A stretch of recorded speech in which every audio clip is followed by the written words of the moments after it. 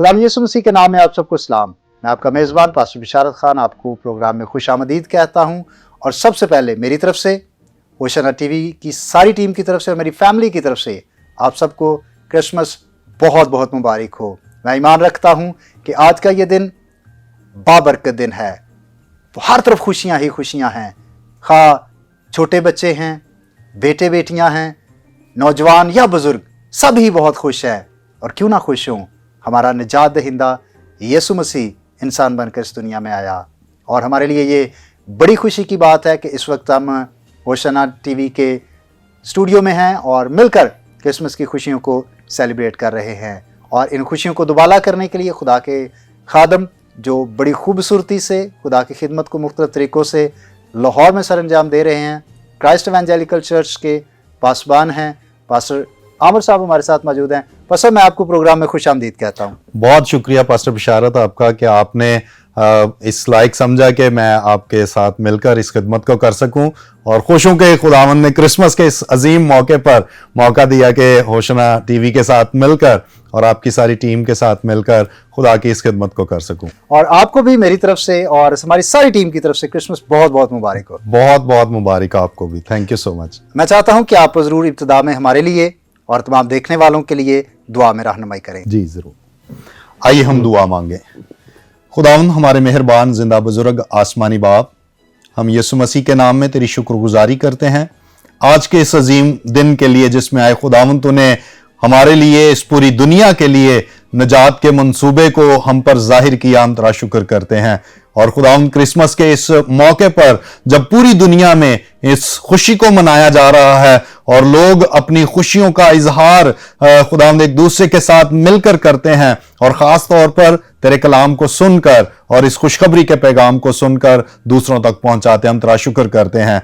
Hoshana TV के और इन सारी टीम के तमाम मेंबर्स के लिए भी हम तेरा शुक्र करते हैं कि खुदावंद तूने अपने लोगों को आज के दिन में भी अपने जलाल के लिए इस तौर पर इस्तेमाल किया है कि तेरे लोग आए खुदावंद इस खुशखबरी के पैगाम को दूसरों तक पहुंचा सकते हैं। और हम अपने इन सारे खुदावंद बहन भाइयों के लिए जो आज इस प्रोग्राम को देख रहे हैं, खुदावंद हम जरूर उनके लिए भी तेरी बरकत को मांगते हैं, क्योंकि खुदावंद हम जानते हैं कि ये दिन अजीम दिन है और खुदावंद निजात का दिन है और तेरे लोग इस निजात के पैगाम को सुनकर जरूर बरकत पाते हैं। और हम दुआ करते हैं कि खुदावंद तू हमारे तमाम देखने वालों को, उनके खानदानों को कसरत के साथ बरकत देना और इस सारे प्रोग्राम में हमें अपने जलाल के लिए इस्तेमाल करते रहना। ये दुआ तेरे बेटे अपने खुदावंद यीशु मसीह नासरी के नाम से मांगते हैं, आमीन।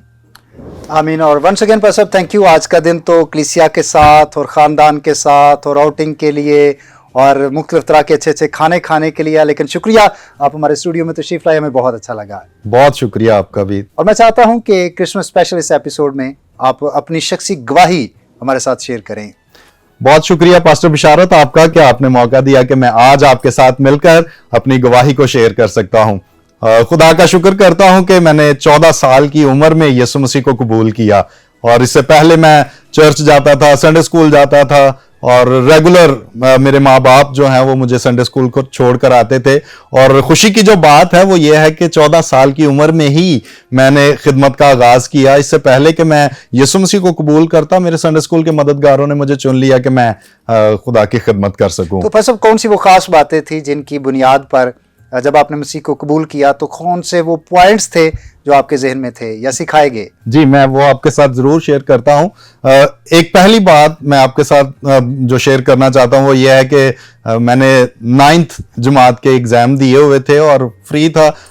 चर्च में बैठे हम बाजा बजा रहे थे, तबला बजा रहे थे, वर्शिप कर रहे थे। तो उस वक्त मेरे पादरी साहब आए और उन्होंने मुझे बताया कि ये सब कुछ आप कर रहे हैं, अच्छा कर रहे हैं, लेकिन क्या आपको पता है कि आप यीशु मसीह को कबूल किए बगैर ये सब कुछ कर रहे हैं तो ये किसी काम का नहीं है। तो मैंने कहा ये कैसी बात है, हम तो खुदा की खिदमत करते हैं, वर्शिप करते हैं और साज बजाते हैं। तो उन्होंने कहा ये सब कुछ ठीक है, बजाना, हमदो सना करना सब कुछ ठीक है, लेकिन यीशु मसीह को जब कबूल करके आप ये खिदमत करेंगे तो खुदा आपको अपनी खिदमत के लिए ज्यादा इस्तेमाल करेगा। तो एक बात जो उन्होंने मुझे पहली बताई ना, उन्होंने कहा कि आप गुनहगार हैं। तो मैंने कहा ये कैसी बात है कि मैं गुनहगार हूं? मैं तो बचपन से ही खुदा के कलाम को सुनता आ रहा हूं, संडे स्कूल में आता हूं और आप मुझे गुनहगार कह रहे हैं। तो जब उन्होंने मुझे वाज़ह तौर पर बताया तो कलाम में से एक आयत उन्होंने मुझे बताई। उन्होंने कहा कि रोमियो के खत में लिखा हुआ है कि सब ने गुनाह किया और सब खुदा के जलाल से महरूम है। और फिर एक और जो बात उन्होंने मुझे कही, उन्होंने कहा आप इस गुनाह से आज़ाद हो सकते हैं। और वो किस तरह, इमसाल की किताब में से उन्होंने ना मुझे एक आयत बताई कि जो अपने गुनाहों को छुपाता है कामयाब ना होगा, लेकिन जो उनका इकरार करके उनको तर्क करता है उस पर खुदा की रहमत होगी। तो मैंने उस वक्त में पहचान लिया कि ये वाकई ही मैं गुनहगार हूं और मुझे ज़रूरत है कि मैं अपने गुनाह का इकरार कर सकूं। तो भाई साहब, जब आपने खुदा यीशु मसीह को कबूल किया तो क्या तब्दीली ज़िंदगी में क्या आई? जो पहले की ज़िंदगी थी और मसीह को कबूल करने के बाद की ज़िंदगी थी, क्या फ़र्क है? उसको कैसे बयान करेंगे? इसको मैं इस तरह से बयान करना चाहता हूं कि जब मैंने पहचान लिया कि मैं गुनहगार हूं, तो एक लिहाज से मेरे सामने ना मेरे वो गुनाहों की सारी लिस्ट जो है वो आ गई। और मैंने समझा कि ये तो मैंने इस तरह से किए हैं कि मुझे याद ही नहीं है। लेकिन जैसे ही वो गुनाह मेरे सामने आए तो मैंने उनका इकरार किया। और फिर बाद में मैंने कभी भी मैंने की है कि मैं कभी वो गुनाह ना करूं। लेकिन बहुत दफा इंसान होते हुए शायद मेरे से वो गलतियां हो जाती हैं, लेकिन मैंने खुदा के कलाम में से ये सुना सीखा कि जब मैं उनका इकरार करूंगा तो खुदा मुझे फिर मुआफ भी करता है। तो सब ये कितनी बड़ी खुशी की बात है कि रूहुल कुद्स हर रोज हमारी तकदीस करता है। और जब जब ईमानदार होते हुए भी हमसे खताएं हो जाती हैं और हम खुदावंद के ज़ुर आते हैं तो पाक रूह हर रोज हमें नया बनाता है। ये हमारे लिए यकीनन बहुत बड़ी खुशी की बात है। पर सब नौजवानी के अयाम में तो इंसान के सामने बहुत सारे ख्वाब होते हैं, वो बहुत कुछ करना चाहता है, कभी किसी तरफ उसका माइंड चला जाता है, कभी किसी तरफ।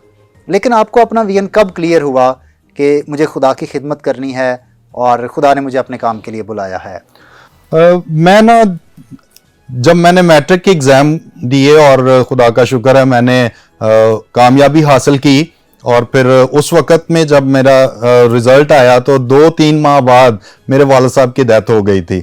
और फिर उस वक़्त मुझे अपने ख़ानदान के लिए स्ट्रगल करनी थी। और फिर मैं जॉब करता था, नाइट शिफ्ट में एक फैक्ट्री में करता था, और उसके बाद फिर मैं सुबह के वक्त कॉलेज जाता था और तालीम हासिल करता था। 2009 में मुझे भाई इजाज हमारे हैं जो बड़े दिल अजीज भाई हैं, उन्होंने मुझे कहा कि बाइबल स्कूल शुरू हो रहा है तो आप उसमें ज़रूर शामिल हो सकते हैं। तो मैंने सोचा मैं वहां पर जाकर क्या करूंगा, और उसके लिए मेरे दिल में पहले से था कि मैं खुदा की खिदमत करूं, लेकिन इस तरह से खुदा के कलाम को पहले सीखूं और फिर खुदा के कलाम को बयान कर सकूं। तो साथ साथ मैं तालीम भी हासिल कर रहा था और फिर साथ मेरे अंदर ये जज्बा था कि मैं खुदा के कलाम को दूसरों तक पहुंचाऊं। लेकिन जो सीखने का अमल था मैं उसको भी जानता था कि मैं, और 2009 में जब मैंने ये इनिशिएटिव लिया कि मैं जाऊंगा और खुदा के कलाम को सीखूंगा, तो खुदा के खादम बुजुर्ग मकबूल गिल साहब उन्होंने मुझे इंटरव्यू के लिए बुलाया और फिर उन्होंने मुझे कहा कि अगर खुदा ने आपको खिदमत के लिए बुलाया है तो सब कुछ छोड़ दें। मैंने उनको कहा मैं जॉब करता हूं तो डे स्कॉलर होकर खुदा के कलाम को सीख सकूं। उन्होंने कहा कि आप सब कुछ छोड़ दें, और खुदा ने अगर आपको खिदमत के लिए बुलाया है तो खुदा आपके लिए सब कुछ मुहैया करेगा। तो उस वक्त मेरे सामने बिल्कुल साफ क्लियर तस्वीर थी कि वाकई खुदा मुझे खिदमत के लिए बुला रहा है। और मैंने अपनी जॉब को छोड़ दिया और फिर मैंने फैसला किया कि मैं अपने घर को भी छोड़ूंगा, और फिर मैं 2 साल के लिए बाइबल स्कूल चला गया और वहां पर खुदा के कलाम को सीखता रहा। पैसा ये बड़ी इंस्पायरिंग बात है और ये हमारे लिए बड़ी खुशी की बात है इस तरह से खुदा के कलाम को सीखना, क्योंकि बहुत सारे लोग हैं वो खिदमत तो करना चाहते हैं, जी जी, है ना। कई दफ़ा वो जब बड़े बड़े प्रीचर्स को देखते हैं तो उनसे इंस्पायर होते हैं कि हमें भी खिदमत करनी चाहिए, लेकिन सीखना नहीं चाहते। और शॉर्टकट्स का दौर है ना, लोग चाहते हैं बस रातों रात ही हम सारा कुछ बन जाए।